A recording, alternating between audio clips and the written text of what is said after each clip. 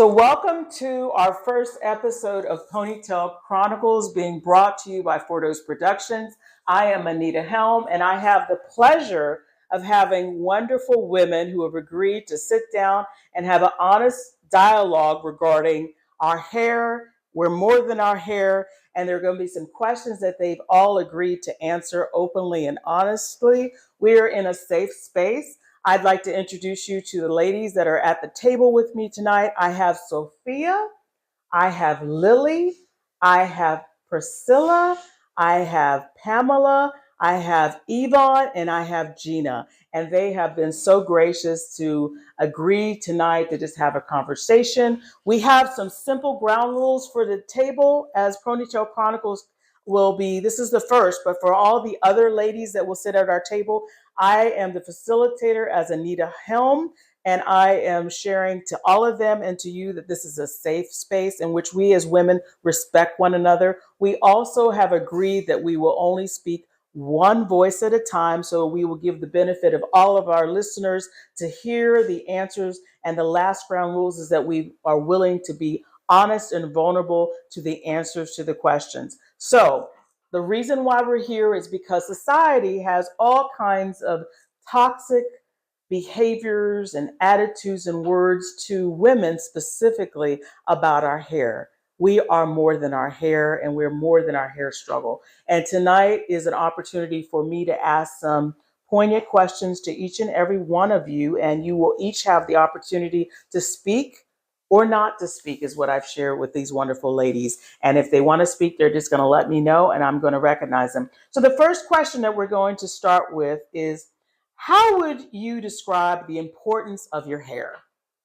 In your own words, how is your hair important to you in your life? We're going to start with Pamela. Pamela. Thank you for allowing me to join this conversation. I think for me, my hair is one of the first things people see about me. When they see me, it's that exterior appearance. I always wanted to look decent and not, out of the way, because it is kind of that first impression that people look at, that outer appearance. So it's important to me to make sure that it is in a decent style or decent shape, not looking worn and weary. That doesn't happen all the time, but I try to do my best. Wonderful, wonderful. While others are thinking, let me share you. I have been a widow for a little over 2 years, and in the facility that I work out with, they don't know my name as Anita. I am being described by hundreds of people I meet as the woman with the hair. The woman with the hair. For decades, I was the woman with the big boobs, but now I'm the woman with the hair because I'm an older woman and my hair is what people describe me. And that's unusual for me. People usually say my name or say who I am or what I do, but I've never been described as the woman with the hair. And even people in my family and friends will say, oh, your hair, your hair, your hair. But I say, well, what if I don't have this?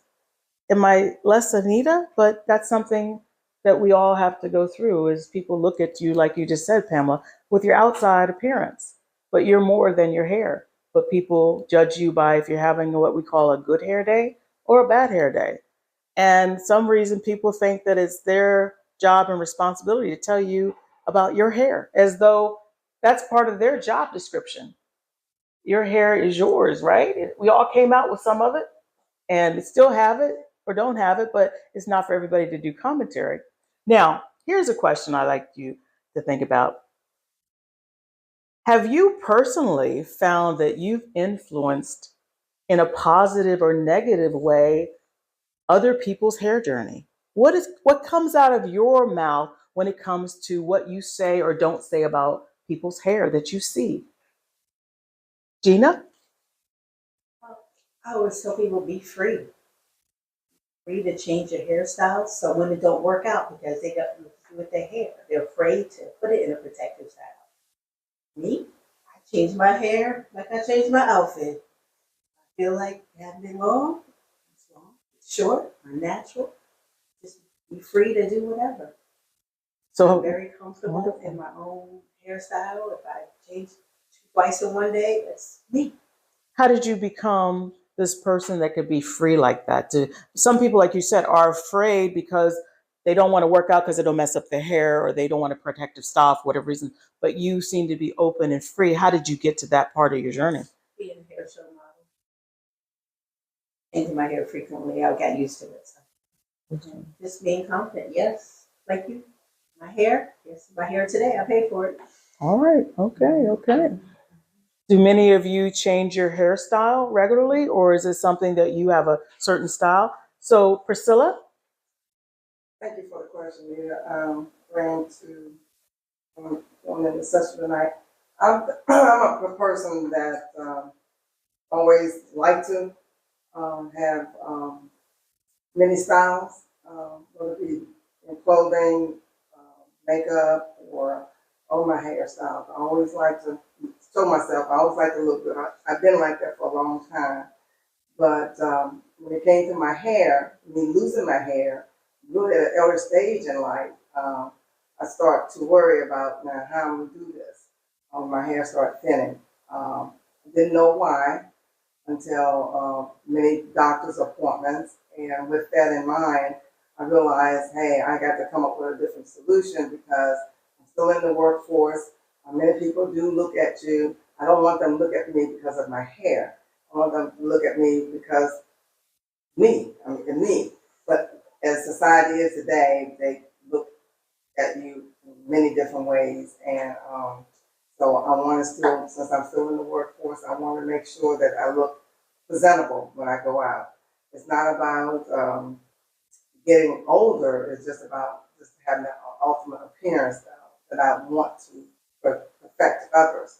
And with that in mind, I went to other solutions that I had to go to when I was losing my hair. And like I said again, I went to many doctors, and I come to find out here's this big word I never heard of before: alopecia. Alopecia is what you have. What is that? What am I supposed to do with this? And I had to come up with many solutions, and so I came up with a solution. What the doctors did, and I went to many friends and asked, "Have you heard of this?" And they told me what other ways I can get involved with how to perfect my hair while I'm still in the workforce. And I did. And right now I'm wearing many different hairstyles due to this thing called the hair system. The hair system is out there for ladies, whether they lose their hair due to cancer, medicine-wise, or physical aspects or whatever. It's out there. And I just want to put it out there when I first heard that the actress talking about alopecia. I've been knowing about it for a while, but a lot of times people look at me a different way. I haven't gotten to the confidence in myself yet to go strictly bald. Maybe one day I will, but right now I'm satisfied with the solution I've come up with now, wearing a thing called hair system. And I can wear that just as if it was my own hair. But eventually, maybe I will, go to that ultimate price of being bald one day, which is not a bad thing. I see a lot of beautiful women with their hair being bald, and I'm hoping that maybe I'll reach that opportunity in life to go there. Maybe first one in my family, who knows? But right now, I think all of them are beautiful, whether they have hair or don't have hair. That's the way I look at it right now. But in the beginning, I felt not being beautiful if I didn't have hair on my head. Thank you, Priscilla. Thank you so much. What was interesting is that I heard that Gina was sharing the confidence that she had because of a hair model, changing her hair many times. Pamela was sharing that she wanted to make sure the outward appearance. And then you just shared, Priscilla, that when you went through a medical scenario where you had initially the trauma of what do I do? What options? What's interesting is that people have words that they want to share regarding you changing your hairstyle or what you look like, or even alopecia. You kind of insinuated about Jada Pinkett Smith. I think that's who you were sharing, who went through that journey, and now it's more open and understood what it is. But still, we have to roll back stigma of thinning hair, no hair, and I will. I would say that we as women have to start supporting ourselves because you said something key. We're beautiful on the inside, regardless of what is going on outside of our hair. Pamela? I think something you mentioned in your question initially, as part of the question, how has our journey impacted, not necessarily us, but maybe others positively or negatively when it comes to their hair? I think that was your question. And I was thinking about like growing up, just even as a child, I would hear things like, "Oh, your hair is so thick. Your hair is, this is hard to get through," because I didn't know anything about kinky coily and, until I started getting into my natural hair journey. So growing up, I just had very thick hair. And I remember just, I would have friends that hair wasn't as thick. It was nice. Might have been straighter or wavier or whatever, easier to get a comb through. And you grow up thinking that, hey, my hair should be like this. So when the thing came out with the kitty kit perms, we were getting the kitty kit perms, and that was like the best thing to straighten our hair or press it out or things like that. And that made us feel really good because we felt like we had so-called good hair at that point. And just growing up, it kind of made you feel some kind of way because if you didn't measure up to that. And then when I got older, you continue with the perms and things like that. But then once I started going the natural hair journey, and I couldn't understand that my hair started thinning in the top. And I was wondering why is my hair thinning? I ended up having an autoimmune condition that was affecting my hair, causing my eyebrows to come out and things like that. And the chemicals were not helping. So I talked to some people about transitioning to natural, which to me was a concern because I was like, how am I going to do this? I don't know anything about this, but, for me, I had friends that had gone natural and they kind of helped me along the journey as well, to kind of transition and do those things to get my hair healthier and stronger, to be natural. And that helped build confidence too, because at first I was like, am I going to be able to do this? Because you go through these phases of it like looking like it's a bush, and you're going through these different phases like, can I deal with this? But then once I learned how to work with it, then I really loved it. And now I'm in the stages of where I'm locking my hair, and I really love that. So it's a process. And, my only thing is to, because I even know, like with myself, sometimes I would say, oh, your hair is so thick, or this, or that. And sometimes we don't think about how our words might affect someone, especially when it comes to things like hair, especially as Black women, when it comes to things like hair. Some of our things we say, we don't mean anything by it, but it could, someone else, those particular words could really cut them to the core because they're struggling. So, Priscilla, I'm going to get you one second. As young children, we're taught very young, though we were Black females at this table tonight, nappy hair, good hair. Even when you go to think about a job in your workplace, what kind of hairstyle? Before the Crown Act, where you don't have to worry about certain styles, but you can't have a certain style that the other will think is unacceptable.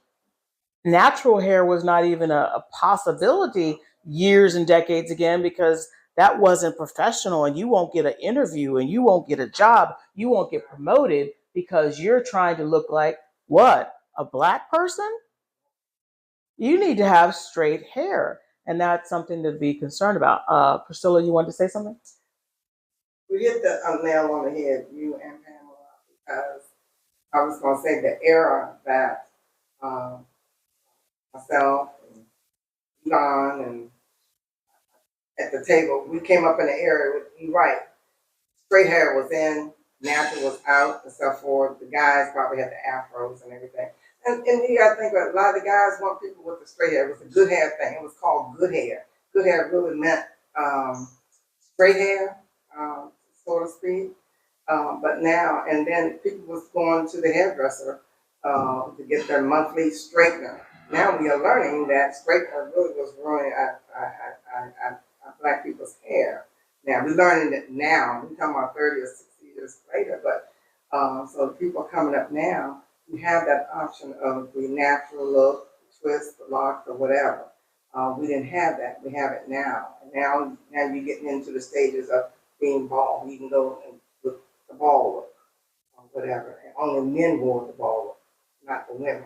But plus, you had men that wouldn't look at women. They didn't have long hair, short hair, whatever. They were looking at women that had really long, straight hair. That's what they was, they saw. And so even as an actress, television or whatever, social media or whatever, wasn't social media at the time, it was television. People that you perceive on TV, they all had straight hair, whether you were black, white, or whatever. And so now the era is we have many different ways of wearing your hair. But we didn't have that many ways. Well, now My you mother straightened the hair. My mother straightened hair or perm.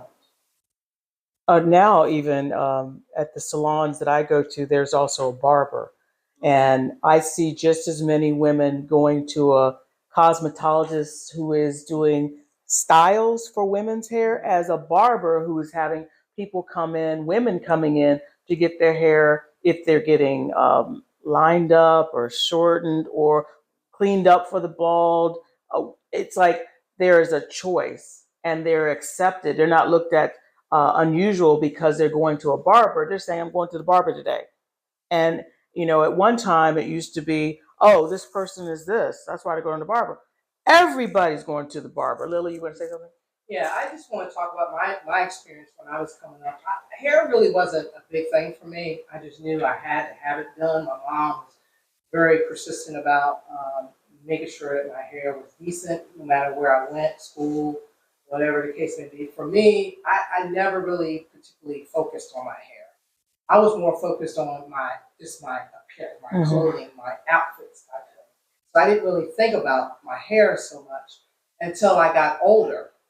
And then I realized when I got older that I have to figure out a way to now with my clothing attire, how to get it to formulate with my style, my hair and everything. How to get my hair to formulate with everything I'm doing. So I would go to hairdressers and get my hair styled in so many different ways. And even by doing that, it still didn't matter to me about my hair. It looked nice. I'm not saying that where I went that it didn't look nice, but it still really wasn't the thing for me. I knew that no matter what, my hair was okay. Because I've not had anybody come to me in all my years in my life that I've been on this earth say, I don't like your hairstyle. I don't like this. I don't like that. It would be me. I would be the one that would actually criticize myself about any hairstyle that I may have had.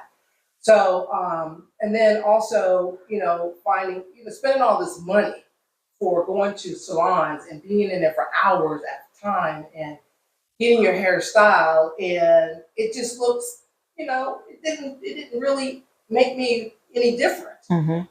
So I made a drastic decision that I wanted to go natural. So when I made that decision to go natural, first of all, I started off with braids and just make my hair grow a little bit more because it really wasn't as thick as Anita was explaining. But I wanted to grow a little bit more because it really wasn't long, whatever, but I wanted to see how far I could get it to grow. And then after I got it to grow with the braids and everything, I was like, okay, that means now I got these braids out. Now I don't want to put any more braids in my hair. Now I got to go back to the salon to get my hair styled again. So I made a decision to say, you know what, Lil, let's step out. Let's just see what it's like to shave it off. So that's exactly what I did. I started off with not completely shaving it off. I started off just taking a little bit off each time that I went to the barbershop. And then I was like, okay, so this is sort of manageable and type thing. And then when I would come home with Tony being a stylist and everything, he would help me to, you can try this, you can try that, to kind of, give it a little bit of a curl look type thing. And so, I was doing things, and this was manageable for me because it didn't cost me a whole lot of money to do all these things. So I was like, okay, so this is what I really like. And so I took it off. I took it down a little bit more, to the point where I was I never went bald. It just went closer to my scalp. And I was like, you know what? Now I can see the shape of my head. I can see what it looks like. This does not look bad on me. It really doesn't. So I did this, and I have not turned back since. Now I have let it grow some. I go through these spurts where I'll let it grow, then I'll cut it back again, let it grow. People always say, why would you cut your hair in the wintertime versus the summertime? I just said that whatever mood I'm in, wherever I feel, that's how I'm going to, have my hairstyle. And to me, once I did that, it kind of went with my style of what I was wearing and everything.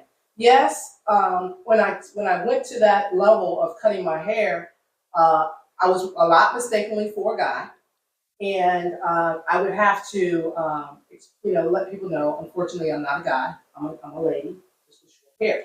And then, and they'll look at me like, oh yeah, I'm sorry. And I said, no fun, it's not intentional. It's like you did it intentionally. So I continue to go through that now, even at this present, people always look at me, they always look at the hair. They don't look at anything else but just my hair.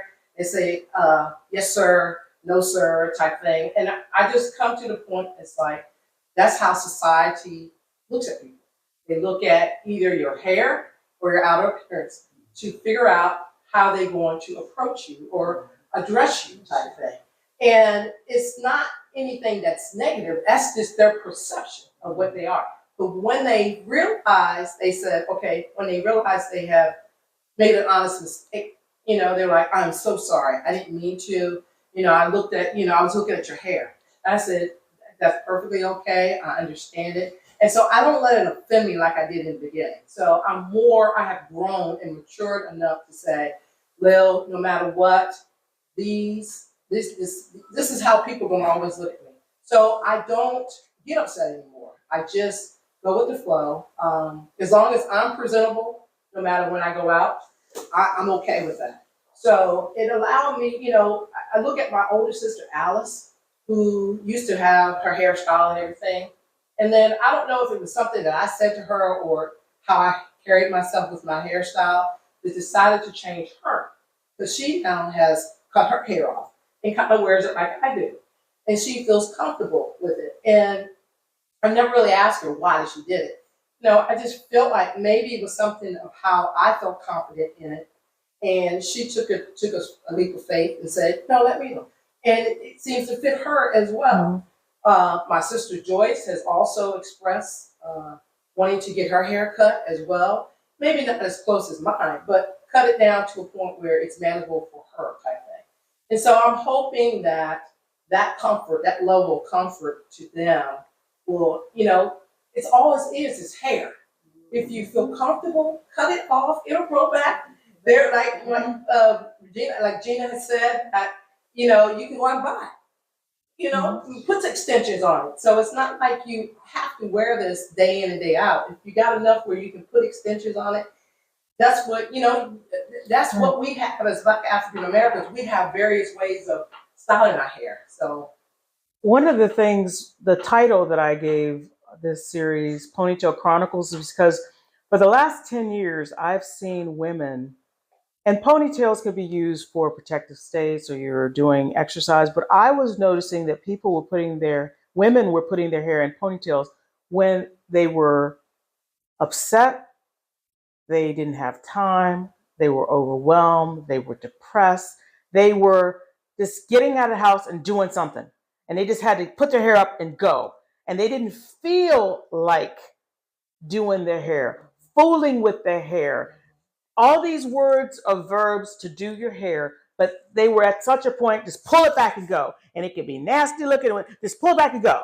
And you see white women, Black women, Asian women, and depending on if you're a model or hair model and it's sleek back on Vogue, they weren't the normal people I would see. I would be seeing people just putting their hair in a ponytail. Black women. I don't care if it's just a little couple inches. They just put it back because they just didn't want to deal with their hair, didn't know how to do it, or whatever was going on. And I said, something on the inside is happening. We're never talking about it, but the emotions that's going on the inside is expressing themselves. All those emotions are coming out in a ponytail sometimes. Now, Lily had said the word, she was self-critical of her own look, herself, that kind of thing. What words would you say to yourself when you were being negative about your hair? I'll give you mine to start. I hate the way my hair looks. Oh, it looks ugly. It really wasn't the hair looks ugly. I thought I looked ugly with this. I don't wear my hair a certain way because it makes my face look fat. You know, I'm saying all these negative words to me, and especially during the pandemic. I cut my hair. I did the big chop during the pandemic, and I have videos of myself on Milkshake Monday, and I look at those videos and I say, oh my God, I hate my hair. And I was like, what a thing. You're not even looking at who Anita is, what you taught. You just look at that video and you're like, I hate the way you look. Your face looks so fat. Oh, I just don't like it. But that's the kind of negative talk I would do. And it was because of my hair, and it was how I was feeling about Anita. My outward appearance of what Anita was showing was not what I wanted to show. So what words did you all say or say to yourself now about your hair that is critical? You being critical, not letting other people, your inside voice talking out loud about how you feel. Gina. Feel older. Mm-hmm. With my hair, you know, it looks old. If I don't like my age, that's good. But when my hair, certain styles make me look older, and I was like, nope, not doing that. Can't do it. Sophia. I wanted to say about my hair, I hated about my hair because it wasn't thick. I would look in the magazine, I see other people with thick hair, especially you, Anita. You would have thick hair like Oprah, and I always wanted thick hair all my life. I wanted thick hair, but I never got it, never got it. And when it would grow longer, it would get thinner.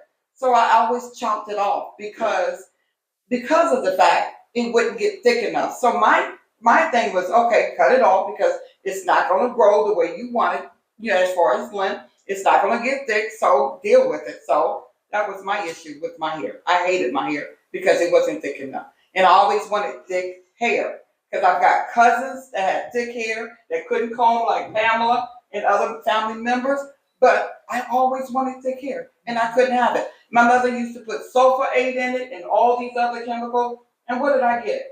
Thin hair. And I think it runs in my family. We got that baby soft hair. So that's what I have. So here I am. Thin hair. Mm-hmm. Yes. And what's interesting is that I have my two daughters have thick hair, and people don't understand that they're always identified with that thick hair, but it's a challenge for them. How to wear it, how to take care of it, the dandruff or dry skin that comes with it. And everybody will say, oh, you have thick hair. And they have to smile because the thick hair journey is supposed to be the journey everybody wants, but they don't see the background of the work or the struggles that they have. And they just have to be, oh, it's great. It's like somebody having big boobs. Everybody thinks big boobs is this, they don't understand what, you know, whether it's a small boob, big boobs, no boobs, everybody has their journey. But we all find that we're not content with what we have. Here's a question that I like to ask. I remember a trauma related to a hair journey situation. I lost my dad at 10, and the people came in from New Jersey. I have an aunt who used to do cosmetology. She took my thick hair as her way of, I guess, contributing to that loss and making sure my hair was ready for the funeral. I spent 4 hours getting my hair done. When I finished with my hair, Gina just said she didn't want to go. I was going through the trauma of losing my father, and after 4 hours, I saw this bouffant hairdo on my hair that I had spent hours washing, blow drying, straightening, curling every inch of it, only to see in the mirror this god-awful style that I had to wear to my father's funeral, and thank my aunt for spending 4 hours of my time to look like the most hideous Mary Tyler Moore, Dick Van Dyke character in the black that I had. And I remember that to this day. And I was like, and every time she did my hair, it was, this is so thick. This is thick. I've never seen a child with such thick hair. And I'm sitting there like, okay, somebody save me. Save me. Do y'all have any situations where you can remember a hair incident that really, even to this day, you remember?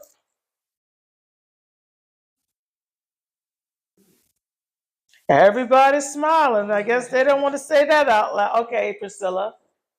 I don't know about that situation. My situation was, I remember having hair, and it was beautiful hair, but it wasn't what you call thick, but I had hair that made it look like it was thick, but I really had thin hair.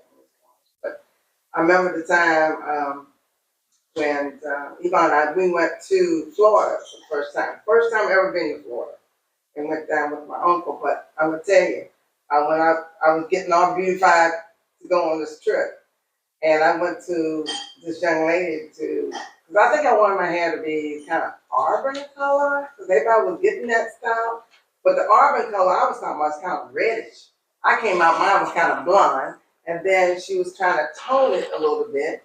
Next thing you know, I said, I went up with purple hair. Mm. They talking about what's purple. I said, oh, well, it's too late, I gotta go to Florida. I had purple hair when I went down to Florida. And the purple, whatever. And I kind of got made fun of, but I had to deal with it. It was Afro at the time. And everything. To cover it up a little bit, when I got back, I think I got some braids in it. Some dark, hair with it. But I was so embarrassed with that, walking around with purple hair. That I let somebody, not a hair, well, since it was hairdresser, but I went not to my normal hairdresser, I went to her, and don't go cheap over it. And got that done. And I think she over-processed my hair. And I look back, over-processed your hair, whether it be coloring, perming, and everything, it really did a lot of damage to my hair. And I think back, and to do those things, I could have left my hair alone. And like you said, with straightening. Straightening did just as good a job as getting it straightened with perms. And we got to realize now, kids coming up now, you don't really need a straightener, because all it's doing is damaging your hair versus a straightening comb. It was a lot better than, but we only had to go with what we were taught. And but that was so embarrassing to me when I had hair and all. So You said something, Priscilla, that when you went to Florida, uh, that you were embarrassed. You said that very clearly.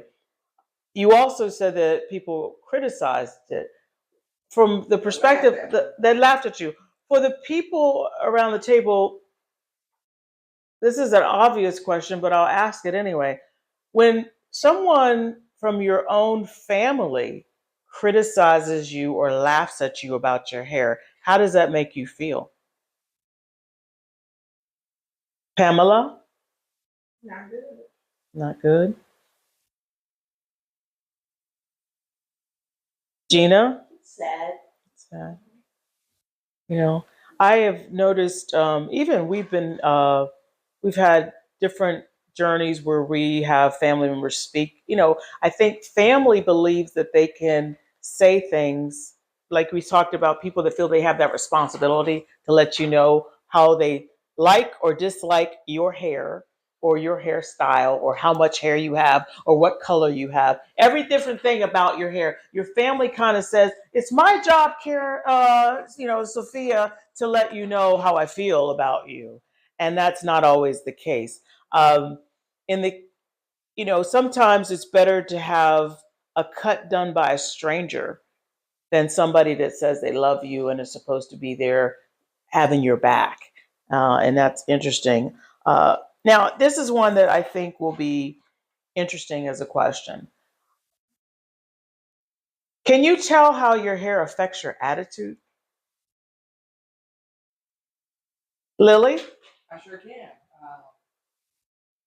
It just makes me happy. because I'm able to manage it better. I can maintain it. It's not expensive to get it cut when I go to get it cut versus where I was paying, hundreds of dollars just to get it styled and everything. So I'm happy with the way that my hair is now. Makes me feel joyful that something that I can control. Right. Pamela. I can tell the difference. When I need my hair done, I'm saying to myself or looking in the mirror, I can't wait to get this done. It's just, it's not together like I want it. And it's something about when I go get that fresh wash, and when it's done, I'm shaking and I'm like, oh, it just feels good. And it's like your whole appearance just brightens up. You don't even have to have makeup on or anything. It's just, you just feel like you're lifted because your cloth is together. Gina? And I'm very sad if you don't have the money to, like, can't wait to get my hair done.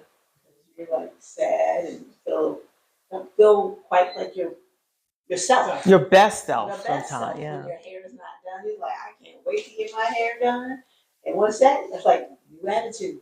Once you get the hair done, so he's like, make sure you budget, keep your hair done. Hair nails done all the time.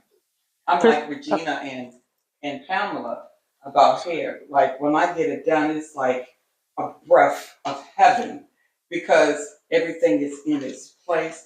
I feel like the first lady. So, I go and I definitely pamper myself when I get my hair done. I sit back and you do you. Yes. So when I come out, I'm going to be me. Yes. So I feel excellent. I feel great when I get my hair done. My daughter said, Mommy, ain't it time for you to get your hair done? I'm on my way.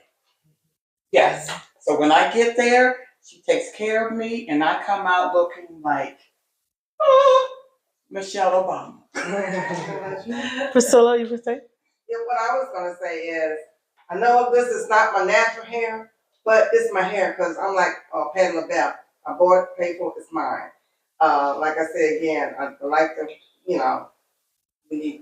it's budget in my budget to get it done, and it's gonna be in my budget when I retire because it's part of me until I decide when I want to go that ultimate part where I can't afford no more. I'm gonna have to go broke. I don't have to go broke. They got wigs out here too. Wigs bother me right now. But nevertheless, I feel good and comfortable with this hair system because it's mine. It's made custom to me and for no one else. And it's a good thing that you can have. And I tell people in my family that this is another way if you don't want to wear wigs. It's not as costly as people think it is. Not to go to Pennsylvania. But, and I learned that from young people. I got to know about hair system from a young girl. I didn't know about it until, the only one I knew about hair clubs for men. But now it's hair club for men and women. But there is other people out here that you can use it. It's a lot cheaper. And like I said, I learned about that place in Pennsylvania from a young girl. She had hair. She didn't need this, but she didn't want to wear her own hair. She wanted the straight look. She wanted the wavy look. She did not want to wear her own hair. So she told me about this place. I went and checked it out. I said, good. I want to always look good when I go to work or whatever, whether I'm at work or any other time. So I checked it out and I'm satisfied with it. And this will be me until I decide otherwise. What's interesting about when I asked you about the attitudes and that all of you were very open to share the joy, the self-esteem that you get when your hair is freshly done, when you're pampered, I'll use that word, and treated, and you seem to have your best self when you have the style, the cost, whatever is going on in your budget, that you get to have your hair like you want it. The opposite could be happening too when your hair is not like you want it. And as high and uplifted and assured, the opposite could be feeling when you don't have a style that looks good on you, or it's not, your hair is just not cooperating. Your body, chemistry, the medication, the stress, all that's going on, and the hair is just showing it, and you can't disguise it, You can't comb it like you want it. It's not showing that outward expression that Pamela shared at the very beginning. That's not who you want to have represent you, but that's what it is. And so the opposite effect could be all those positive emotions. Is that reason why PonyTail Chronicles is to make sure that when you're going through those negative emotions, that you make sure to remember you are not your hair. But all of us have said in one way or the other, our hair is a big part of who we are. And what we're showing on the outside is also affecting what's on the inside. And when I asked the question about how you're sharing with others, because there's a younger generation of children and grandchildren and nieces and nephews, and they're hearing from us in whatever way we don't realize that when we see them, oh, what's wrong with your hair? How come your mama didn't do your hair? You know your hair looks a mess. You need to go.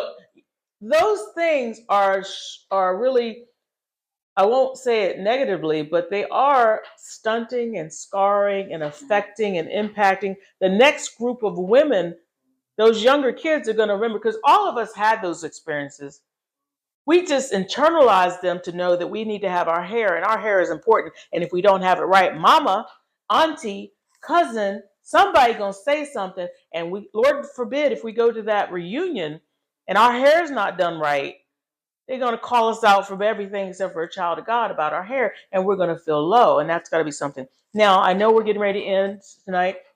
I'm interested from whoever wants to share, how is this conversation amongst women? We all have learned something from one another, but how has it impacted your journey, your future journey, about what you think you will believe about you, yourself, and your hair? How has this time tonight impacted how you're going to feel about your hair going forward? Yvonne? Okay, thanks for having me in the conversation. For me, since my niece did my hair the other day, I feel I just feel light and lightning with the way I wear my hair. I've always had a lot of different styles. I never kept my hair the same way. From I wore from natural wigs, weaves, pressed, you name it. I've had my hair done that way. But now I just feel enlightened with it, because I mean, it's easy to take care of, and I don't have to worry about messing it up or mashing it or whatever, or trying to be comfortable when I sleep, because a lot of the times when I had hairdos, it was very hard to sleep. I had to sleep a certain way. I couldn't lay one way if the hair was up tight or puffed up or whatever. But now it's just comfortable, and I really enjoy the way it is. So, but then I had a problem with I always did like salt and pepper hair, which I love it.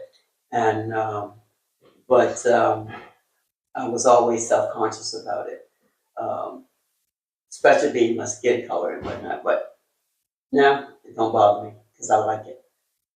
And it shows that, hey, black is beautiful. So, and I feel that way. So, Wonderful, wonderful. thanks for having me ask me a question. Lily? Well, I mean, just sitting around, just listening to the family talk about their experiences with the hair and everything. It's just, it's an appreciation to know how others feel. And maybe I may feel that same way, but don't really say anything about it. And, as I hear, things on TV, they're constantly talking about ladies, black ladies with their hairstyles, and we got to do this, we got to change this. And then, you hear the guys with the dreads, and, the one that was wrestling, the referee told him he had to cut his dreads off before he could wrestle type thing. It's just, to me, it's just like ignorance. It's not anything that has changed over the years. We've always had braids of some sort in our hair. Men and women have always had braids. What I don't simply understand, and I just think it's more ignorance of people not wanting to really understand that your hair has nothing to do with your professional, your job, or anything that you do. Okay, it's just an uneasiness of non-African Americans or whoever the ones that are out there complaining are just not comfortable. You know, they expect you to look a certain way, dress a certain way, and if you don't, you're outside of the rim of the qualifications type thing. So it is glad, and I'm so glad to see now that people, even you know, non-African American, white people, all different nationalities are now understanding the importance of no matter what, how black folk, black ladies are wearing their hair, men too. It has no difference on them being in TV and spotlight, anything, or in the pulpit, or whatever it is that they're doing. That has nothing to do with your professionalism and how you conduct yourself. And I'm so glad that a lot of people are starting to recognize that and speak up about it, because it has irritated, and I'm pretty sure a lot of us. You know, we keep hearing this and over again. So what is it going to take for these people to understand that our black African American people's hair has nothing to do with who they are? You know, these guys out here making millions and millions of dollars playing basketball and football with braids in their hair, the type of thing. And people are still making comments about it. And it's just unbearing to, but for me, you know, I'm so happy, and it's just for me, I'm going to continue to do my hair the way, and I'm going to continue to make me feel better, make me do whatever I need to do to my hair, make me feel better. Not talk negative about other people's hair. You know, I always like to try to be honest with people, but I would never put you on the spot and say, Anita, you got dandruff in your hair and it is sitting, it's flaking. I would never put you in that kind of spot. I may pull you to the side and say, you might need to, you know, do this. So, you know, because everybody, there's feelings. People have feelings. Like I said, however you say things to people may have a negative impact, like Priscilla said, have a negative impact on somebody. You don't know what somebody's going through. Mm-hmm. And, you know, our power, you know, we talk about black people all the time. It's now time for us to uplift everybody instead of talking negative. We got to find ways to do that. And if we do that, I can almost guarantee you, life for us and anybody else coming up underneath of us, around us, whatever, will be a lot easier. And they'll feel more free to do what they need to do. Maybe focus on things that's going to put them in a better position, whatever the case may be. But as long as, you know, we keep talking negative about hair, clothing, whatever it is, we're all going to be stumped. We're going to continue to be stumped. So sometimes you just have to ignore some things. You got to pick your battles, I think. I didn't want to cut anybody off. I just wanted to make sure. I just wanted to share that I appreciate all of your time, your honesty, that I think that we all felt that we were in a safe space. And I think that when listeners hear this dialogue, I think it will open some other dialogue for us to even watch our mouth, to use our mouths to build up. I use this expression, to build up others and not destroy others. And I think if, whether it's family members or friends or colleagues or, you know, coworkers, wherever, if we could just start not judging people on the outward appearance and start looking for the character and the integrity of people on the inside, it'll make a difference in all our lives. And I just thank you. And Pamela, you wanted to say something before we ended? Yes, I wanted to just say thank you for this opportunity, and just everyone that's participating here. It was good conversation and good to hear from all of us what our different experiences are. And I think, I know this discussion was about hair, but I think this is the beginning of future discussions about other topics that impact women, women of color, people, you know, the things that we go through in general, you know, as Black women, as women in general, to discuss things that we struggle with, you know, whether it be health, changes in our health as we get older and things like that. I think it will open up future discussions that will be helpful not only to women, middle-aged women, younger women, and teenage women as they're growing up, to understand different things that we go through on our journey through life. So Well, thank you. PonyTail Chronicles is about sharing and encouraging women to have good mental health. And On behalf of Dōes Productions, myself, Anita Helm, as a facilitator, I thank you so much, ladies. Have a wonderful year. Yay, thank you. All right. Did we do okay? Yes, yes, yes.